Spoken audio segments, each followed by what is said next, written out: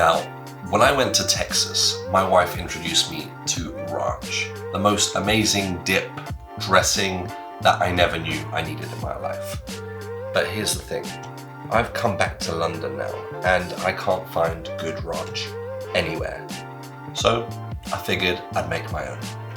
Here we go.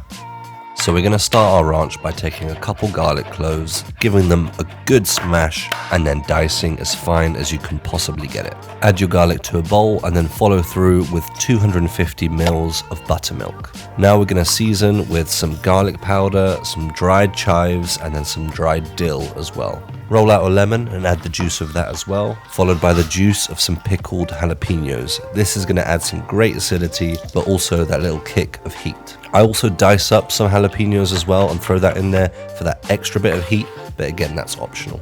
Following that, we're going to add in 75 grams of mayonnaise, mix that all together, and there you have it, the most amazing ranch. Now you can have this straight away, but I would recommend leaving this in the fridge for at least 1 to 2 hours because we've added so many dry ingredients that we want all these flavors to almost rehydrate and come alive, and that's where you're going to get the flavor. And if you give it a couple hours, I promise you these flavors are only going to intensify and get that much better.